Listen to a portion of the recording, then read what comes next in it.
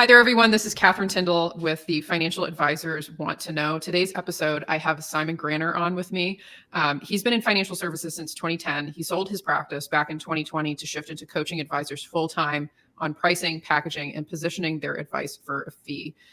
His specialty with helping advisors go from giving advice away to turning it into a viable revenue stream is something that I'm extremely interested in. And I hope you guys are going to be interested in this as well. So Simon, thank you for joining me on today's episode. Welcome. Yeah, appreciate it, Catherine. Look, excited to be here. Let's dive in. Yeah. So for advisors that are looking to really monetize all parts of their practice, including the advice that they're probably giving away for free, where do you start in that process with them, and what are the things they should be thinking about? So first of all, I would say everything is reverse engineering. Like, what do you want to do and who do you want to be? And so I don't think everyone should charge for their advice. I think that there's people that are life insurance specialists or tax plant prep specialists or, investment specialists or whatever. So I don't think there's a one size fits all solution necessarily. That said, I wanted to charge for my advice when I was an advisor, and I did it by just going and trying to get people and like asking a bunch of questions and doing a bunch of analysis and doing a bunch of work in order to get the insurance and the investment business. And I personally didn't like that. I wanted, there's a bunch of work that I was doing where they would say, well, I don't want to give you all my money. I'll just give you like $100,000. I'm like, but you have 3 million. So I'm just going to do all the work for $100,000 and then you're going to copy the portfolio. So there was a piece missing. And then also like the people that, have a bunch of money tied up in equity in a company or in a 401k or in real estate, like, should we just not help them? Or is there a way that we can help them plan for a liquidity event? And so my reasoning behind doing it, which I think is important, is to help people and stop selling products, start solving problems. And so the problem that I was solving was people needed help from me, and I didn't have a mechanism to get paid other than planning. They had a problem that was beyond just a life insurance or beyond just an investment plan or beyond just a long-term care or whatever, that it was complicated. And I was like, I don't legitimately even know how to solve this problem that they have. And they want my help and they think I can help them. If I had a product, I would just give it to them. The long-term care, just transfer the risk. That'll do it. But I didn't. So I kind of backed into it because I ran into problems that needed to be solved. And that's what I would ask advisors to look at is, don't worry about selling planning or selling anything. What are the problems that people have? And if you ask them the questions, they will tell you. And if it's complicated and there's like a whole page of notes, and you don't know how to solve it, that's a good indicator that they would then say, well, I don't know. I don't know how to do this.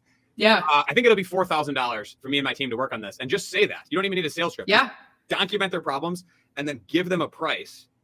People will say yes. And then you're like, whoa, that's crazy. You don't even need to buy my coaching program. Just do that. It'll work. I love that. Yeah, because I get that a lot on my side as well, where people it's similar things, right? Like people have these complex tax issues and they go and ask for the answer. And it's like, well, I can't give you the answer. I have to do the work, right? I have to figure it out. That's the whole, if I just could conjure up these answers instantly, there'd be no work, right? So that's great. And I love that piece of advice of just like, don't try to overthink it. Just block and tackle what you think is reasonable and go with the flow and just, what's the number, right? Like you don't have to mathematically, hyper analyze it. And then once you've done that, probably a number of iterations, then you get a feel for it, right? And especially if you are doing other good practices in your business, like having a little bit more of a specialty so that clients are sort of looking like each other, so you can kind of get a sense capacity wise, like, okay, if we're going to take on a planning engagement, it's probably going to take my team like 5 hours to execute this. And, roughly what am I looking to do for, how much do I need to mark up my labor or whatever to get to the, keep my margins up, that kind of thing. I think you can definitely overanalyze it. So for people that are wanting to jump into this, I love that of just like give the number. And then what do you recommend people do for the process from there in terms of like how they're delivering these kind of out of the box, solutions to problems that their clients are giving them? Like, what advice do you have for people on the actual like service delivery for doing that kind of work? Yeah, it's a good question. I used to have a big imposter syndrome around this because when people would ask me, cool, I sold like our initial coaching program is 30,000 in 6 weeks. That's like the transformation. They write a check for 3,000 and they go through the program, and the outcome is we're going to teach you and give you sales scripts, marketing scripts to do the thing. But it's a sales and marketing program. It's not a financial planning program. So they would go through like, oh, cool, I sold $12,000 of fees. What do I do? And I'm like, I don't know. They're like, what do you mean? You don't know. And I say, and I say, well, first of all, if you notice at the beginning, I said, you need to find somebody. You sold the planning engagement. That doesn't mean you need to do the planning engagement. Compliance, they hate this. Yeah. But the reality is that you are the entrepreneur. The technician is the one that does the work. And what I found is that when I tried to sit down and do my first planning engagement was $600, and it was terrible. I just put it into Money Guide Pro. I did it myself. It was a horrible, it was a terrible financial plan, and I delivered it. And then the outcome was the client had like $3 million, and then they just said, well, would you want to manage these two? We don't want to give you that one because I have a good relationship at UBS. So I got like $1.5 million off a terrible financial plan. But then the next time I'm like, all right, that was stupid though. I don't know why that worked, but the next one I do, I'm going to give half the money or 30% of the money to someone else and just send some emails. Who wants $200? And I started shopping around, and I would just give a split of the fee that I just collected to another advisor at my firm. And I actually found out that advisors will work without a split of the fee because they can split the insurance of the investment. So I train advisors to be entrepreneurs because I never did any financial plans other than that first one. After that one, I called Micah and I said, do you want 20% of my business to be my financial planning manager? I'm going to sell a lot of these. And in my business now, I have an ops guy, I have a marketing guy, and I cast the vision, and then I hold my team accountable for delivering the outcome. No, that's bring it back, do it again. But that opens it up for me and for my advisors to seek subject matter experts, maybe like you. If we had a tax problem, I don't know how to solve it. Now I know Catherine does complicated stuff, and I know a little bit, but Schedule C to S Corp, I could talk about it, but then you're like, well, what's the difference between a C Corp and an S Corp? I'm like, I don't know. I lost it. I'm out, Yeah. So if advisors would lead with humility, even though they can ring the cash register, that doesn't mean that they are the smartest person in every room that they walk into. I'm almost never the smartest one, Yeah. And it sounds more like it's, you have to find the problems, right? Like, where are the problems? And then you're just quarterbacking that a solution is happening to those problems. Exactly. You don't have to be the whole team. Yeah. Yeah. You're selling, we talk about like the facilitative environment. Everyone wants to be the trusted advisor.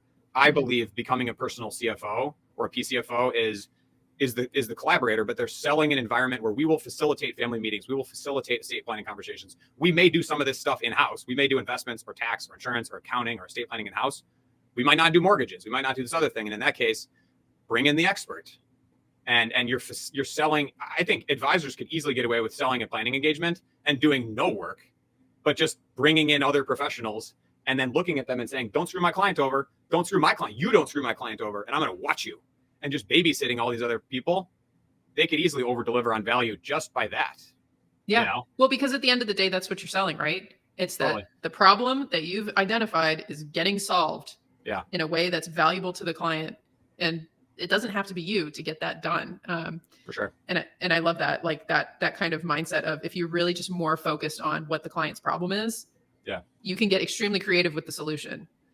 Because that's how you should frame it up. I love that. That's so great. And in terms of like practical steps for this, for people that are dabbling, I love that piece of advice of like, just go for it the first time, like, and just see how it goes. You're going to have to iterate. But do you have any more advice or tips around, really turning this into like a structural part of your firm and like workflows, or like more like in the weeds tactical advice for how to start to bring it in?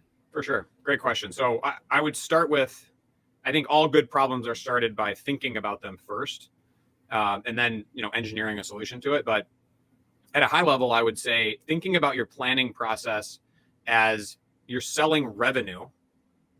And let's just say it's $3,000 for a plan, just as an example. The plan is $3,000 of revenue.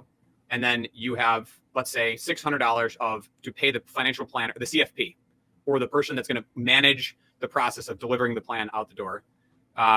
You need to like document everything you're doing. So what's the first thing? How did the sales meeting go? What was the first thing that people said? What after this happened? When you're doing things, write it down, because the paperwork is a one-page form usually at most firms, financial planning agreement, and then they do it. But then they're like, well, what do we do next? Well, what does the client want? And so the simplest thing to do when you don't have a system in place, so it's like, we sell a system, by the way, but when you don't have a system in place, setting expectations of like, when does this engagement start and when does it stop? Yeah. Okay, Simon, I'm paying $3,000 for a financial plan, so I get you for the whole year. No, you don't. We're going to work together for 1 month. We're going to work together for 2 months. We're going to work together for 3 months. Open the door, close the door, and then at the end of it, just at the beginning, just meet with them and help them with their problem. Maybe you have to deliver them a report or something. But then at the end, Bill, Susan, was this valuable? Did we accomplish what you wanted to accomplish? No? Well, then I'll give you another 2 months because I stand by my word. Or, yes, this was unbelievable. Great. Would you like to know what it would look like to work together on an ongoing basis through asset management or an advisory relationship paid on retainer? Yes, you would? Perfect. Let's schedule another meeting. So the process is do what you say you're going to do and don't overpromise more than you can deliver, basically. Yeah. And then write systems. Like we have SOPs for everything.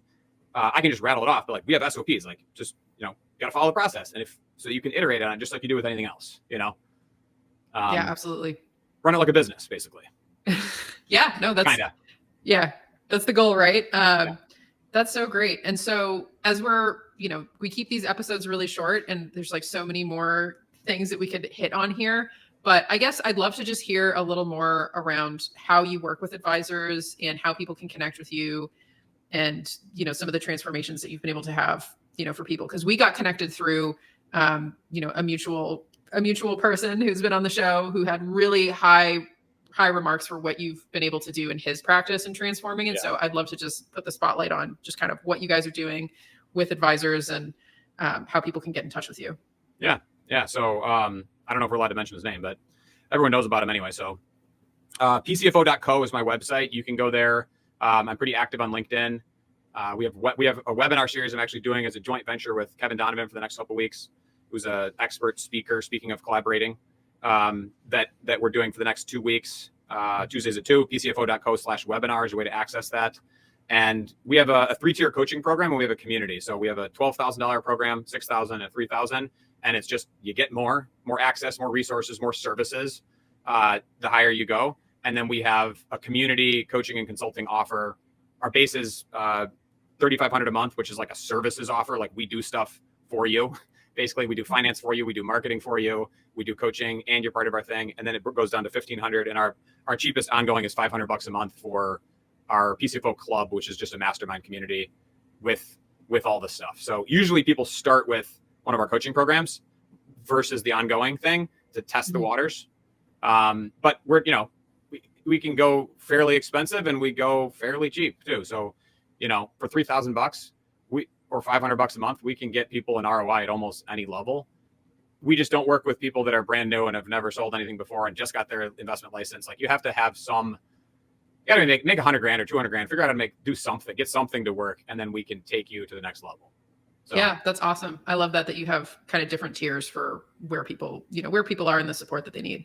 So thank you so much for being on the show and just this conversation. I really enjoyed getting to hit this topic. If people want to connect with you, we'll have in the show notes the pcfo.co and then the webinar link there. And then also just links to, LinkedIn connections, et cetera. So Thanks again for joining me, Simon. I really appreciate it. Appreciate you having me on. Thank you.